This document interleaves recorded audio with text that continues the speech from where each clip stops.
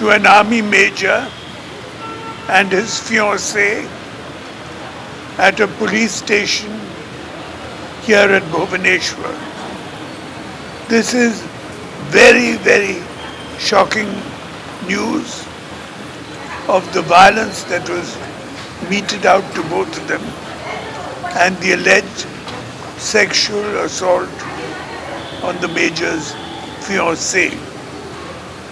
We demand a full judicial inquiry into this matter, and action must be taken very quickly.